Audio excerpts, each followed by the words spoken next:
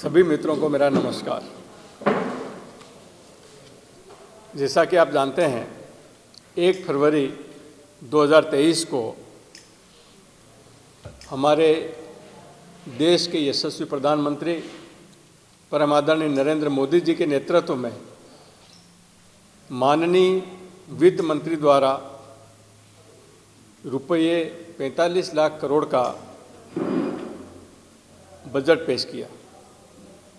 यह बजट भारत के अमृतकाल की शुरुआत का पहला बजट है जो अगले 25 वर्षों में हमारी दिशा को तय करेगा। यह बजट समावेशी बजट है। सबका साथ सबका विकास इस आदर्श वाक्य के अनुरूप है। इस बजट में 7 प्राथमिकताएं दी गई हैं और सप्तऋषि बजट भी इसको कहा गया है। हमारे किसान, मजदूर, मध्यम वर्ग, अनुसूचित जनजाति, उद्यमी, वृद्धजन, एमएसएमई, ऐसे तमाम सेक्टर को इस बजट में सम्मिलित किया गया है। सबसे महत्वपूर्ण यह है कि यह बजट कई मायनों में पिछले बजटों की तुलना में अच्छा है। इसमें अगर हम चर्चा करें तो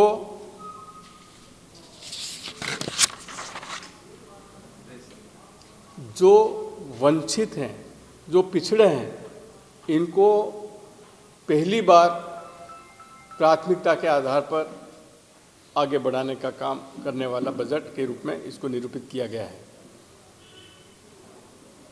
G20 की अध्यक्षता आपको मालूम है कि हमको पहली बार मिली है और इस G20 की अध्यक्षता में हम पूरे विश्व का मार्गदर्शन करेंगे। G20 का मतलब ये है कि ग्रुप ऑफ 20 कंट्रीज़ और इन 20 देशों के पास दुनिया के करीब 75% इकोनॉमी ये 20 देश कंट्रोल करते हैं और इन 20 देशों की अध्यक्षता करने का हमको जो सबसे बड़ा फायदा ये होगा कि हम भारत को विश्व के लेवल पर, वैश्विक स्तर पर स्थापित करने का हमको बहुत बड़ा मौका मिला है। हमारा मूल मंत्र है वसुधैव कुटुंबकम। पूरी दुनिया की समस्याओं के समाधान का रास्ता दिखाने वाला यह देश आज G20 की अध्यक्षता कर रहा है और मुझे ये विश्वास है कि G20 की अध्यक्षता करते करते हम भारत को महाशक्ति बनाने की ओर ले जाएंगे। आपको जानकर आश्चर्य होगा कि रूस और यूक्रेन के युद्ध में दोनों देशों के राष्ट्रपतियों ने हमारे यशस्वी प्रधानमंत्री से कई बार चर्चा की और समाधान की अपेक्षा की। तो मैं ऐसा समझता हूँ कि आज पूरा विश्व अपनी समस्याओं के समाधान के लिए भारत की ओर देख रहा है।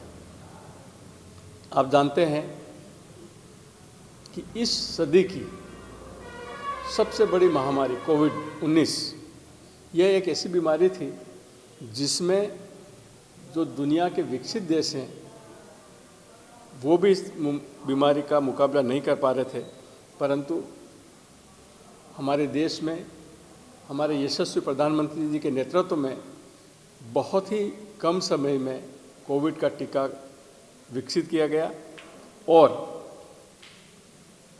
लगभग दुनिया के 150 देशों में हमने दवाइयाँ भेजी है, टीके भेजे हैं और करोड़ों लोगों की जान बचाने में मदद की है। सभी को समान अवसर मिले इसलिए भी हमारी सरकार प्रयास कर रही है। पारदर्शिता को लाना, जवाबदेही करना, ये सभी प्रयास इस बजट में हैं। हमारे लेन देन का जो माध्यम है उसको डिजिटल बना रहे हैं। इससे जो आर्थिक क्षेत्र में अनियमितताएं होती है उनको भी नियंत्रण में करने के प्रयास हैं। जैसा कि आप जानते हैं कि हमारे देश में पहली बार कमज़ोर वर्ग को वरीयता दी है। इसमें विशेषकर मैं जनजाति क्षेत्र का उल्लेख करना चाहता हूं, क्योंकि मैं भी जनजाति समाज से आता हूं, जनजाति क्षेत्र से आता हूं। तो पहली बार शिक्षा, स्वास्थ्य को लेकर बजट में विशेष प्रावधान किए गए हैं। हमारे देश में जो अति पिछड़ी जनजाति है, जिनको हम पीवीजीटी बोलते हैं, प्रिमिटिव वनरेबल ट्राइबल ग्रुप्स, ऐसे 75 ग्रुप्स हैं। इन 75 ग्रुप्स के लिए केंद्र शासन ने 75 अधिकारी नियुक्त किए हैं और प्रधानमंत्री पीवीजीटी मिशन लागू किया गया है, जिसमें 15,000 करोड़ का बजट रखा गया है। इन क्षेत्रों में भी सामान्य क्षेत्रों की तरह सड़कें बनेगी, स्कूल बनेंगे, अस्पताल बनेंगे, मोबाइल के टावर लगेंगे, पीने के पानी की व्यवस्था होगी, स्वास्थ्य की व्यवस्था होगी। ये सब व्यवस्थाएं करेंगे ताकि ये जो अति पिछड़े लोग हैं ये भी समाज की बराबरी में आ जाएं और भारत को आत्मनिर्भर बनाने में उनका भी सहयोग हो। ये हमारे इस बजट की एक विशेषता है। जैसा कि आप जानते हैं, इस बजट में पहली बार हमारी राज्य सरकारों को भी मजबूत करने के लिए कदम उठाया गया है। राज्य सरकारों को मजबूत करने के लिए जो महत्वपूर्ण कदम ये उठाया गया है कि 50 वर्ष की अवधि के लिए उनको ऋण दिया जाएगा ब्याज मुक्त, ताकि हर राज्य अपनी प्राथमिकताओं के हिसाब से अपने राज्य की आर्थिक स्थिति को ठीक कर सके। –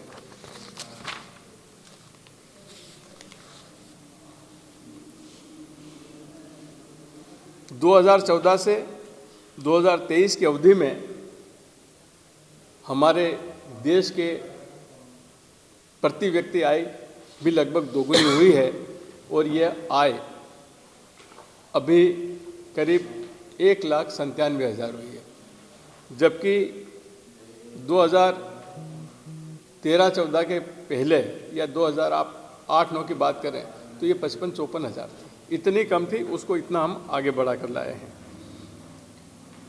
कृषि के क्षेत्र में, शिक्षा के क्षेत्र में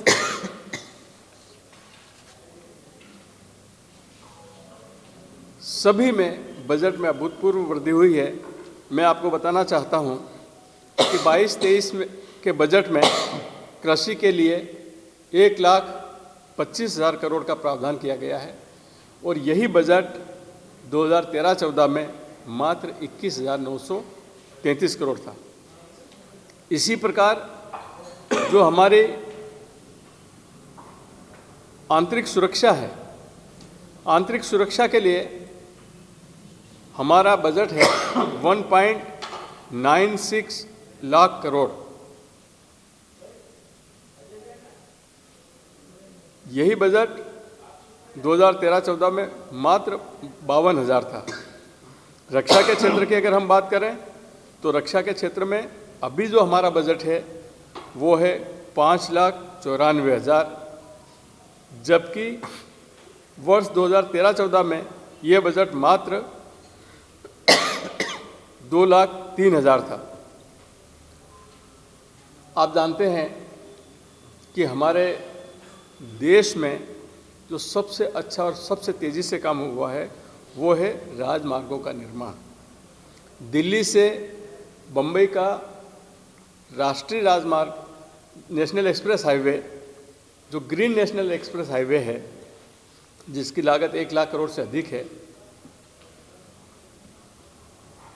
लोकसभा क्षेत्र रतलाम में इसका कार्य पूर्ण हो चुका है और कहीं हमारे क्षेत्र के अतिरिक्त कहीं और काम होगा तो बहुत ही जल्दी इसका शुभारंभ होगा, ताकि हमारे इस क्षेत्र में इसका शुरुआत हो सके। वैसे दिल्ली से राजस्थान के दौसा तक इसका लोकार्पण माननीय प्रधानमंत्री जी द्वारा 12 फरवरी को कर दिया गया है।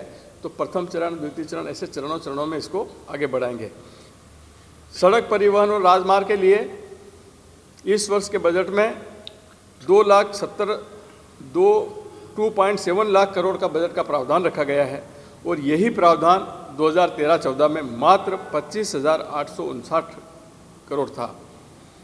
रेलवे में हमारा 2.4 लाख करोड़ है और यही बजट 13-14 में मात्र 63,000 करोड़ का था।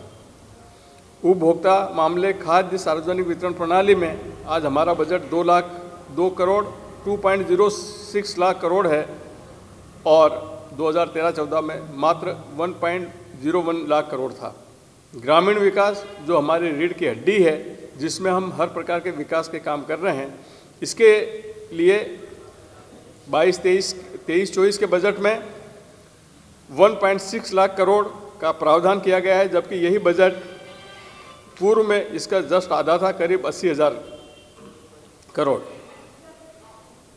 जैसा मैंने आपको बताया, जनजाति विकास के लिए जो प्रिमिटिव ट्राइब्स थे उनको आगे लाने के लिए हमारे एक विशेष मिशन बनाया गया है और उस मिशन में 15,000 करोड़ का रखा है।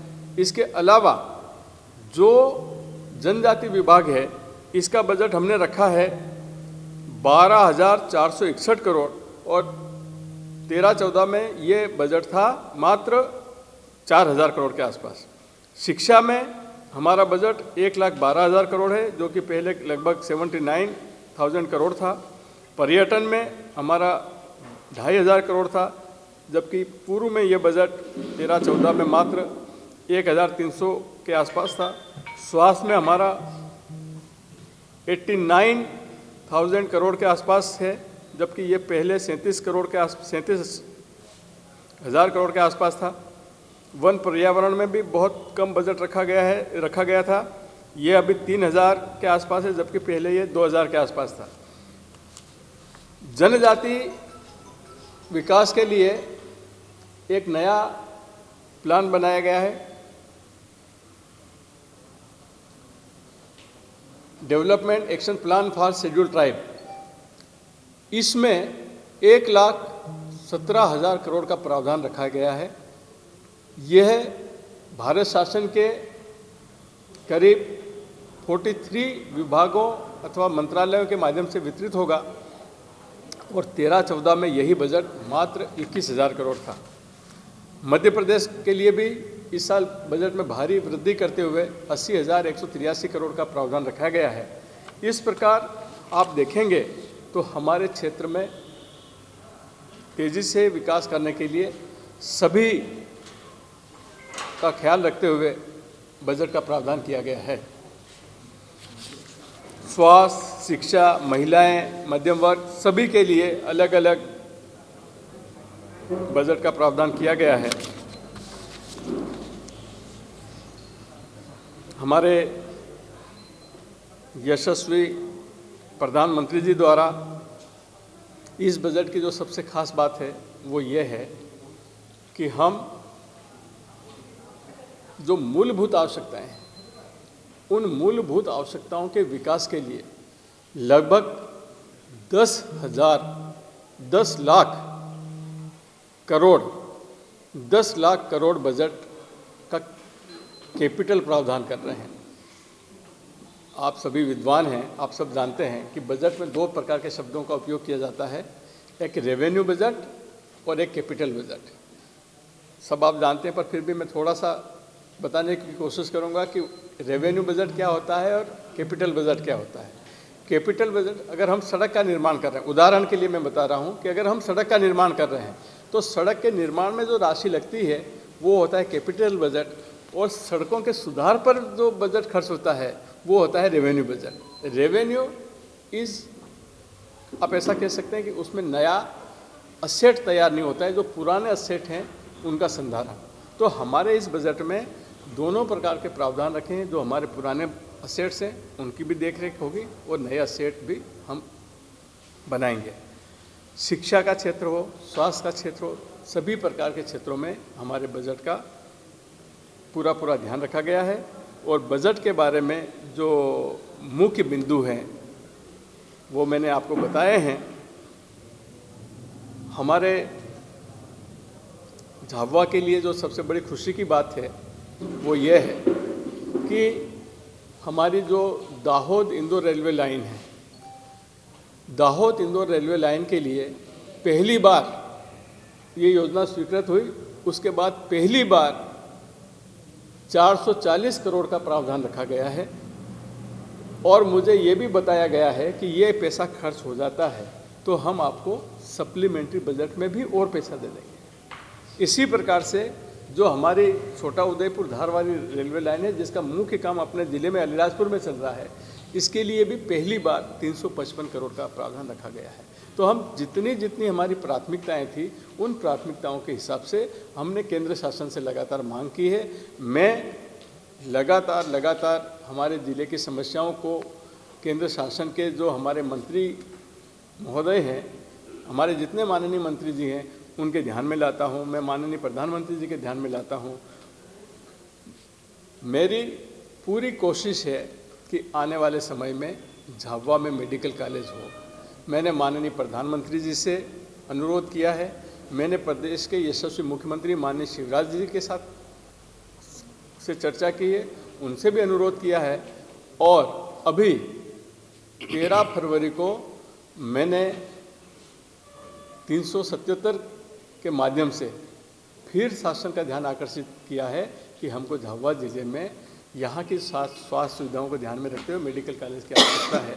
तो जिस प्रकार से केंद्र के जितने हमारे काम हैं, इन कामों को हम तेज़ी से करवाने की कोशिश कर रहे हैं। आपकी जानकारी में और भी लाना चाहता हूँ कि हमारे यहाँ पे मोबाइल की कनेक्टिविटी अलीराजपुर झाबुआ में कमज़ोर थी। मैं उस समय तत्कालीन माननीय मंत्री जी से मिला, हमने चिट्ठी दी, तो लगभग 25 नए टावर झाबुआ ज़िले में लगेंगे और 11 या 12 नए टावर हमारे अलीराजपुर ज़िले में लगेंगे। तो इस प्रकार से हम कोशिश कर रहे हैं कि BSNL की कनेक्टिविटी अच्छी हो। मैंने माननीय मंत्री जी से अनुरोध भी किया है कि प्राथमिकता के आधार पर 4G चालू करवाएं। तो मुझे ये आश्वस्त किया गया है कि इस वर्ष के अंत तक हम सभी जगह 4G चालू करवाएंगे। मैंने ये अनुरोध किया है कि हमारा जो ट्राइबल क्षेत्र है, ये हर दृष्टि से पिछड़ा हुआ है, तो कम से कम हमारी कनेक्टिविटी मजबूत होगी तो हमारे लोगों का ज्ञानवर्धन होगा, हमारे लोगों के संपर्क बढ़ेंगे, हमारे क्षेत्र में विकास की योजनाएं आएंगी। तो माननीय मंत्री जी द्वारा आश्वस्त किया गया है कि हम ट्राइबल क्षेत्र को प्राथमिकता के आधार पर 4G उपलब्ध करवाएंगे। मैं आप सभी का धन्यवाद ज्ञापित करता हूं और आपसे अनुरोध करता हूं कि ये जो हमारा समावेशी बजट है, सप्तऋषि बजट है, इसको आप सभी, हम सब मिलकर के आम जनता तक पहुंचाएं ताकि आम जनता को ये समझ में आ सके कि हमारे देश के यशस्वी प्रधानमंत्री परम आदरणीय नरेंद्र मोदी जी समाज के सभी वर्गों की चिंता करते हुए इस बजट में उन्होंने पर्याप्त प्रावधान किए हैं।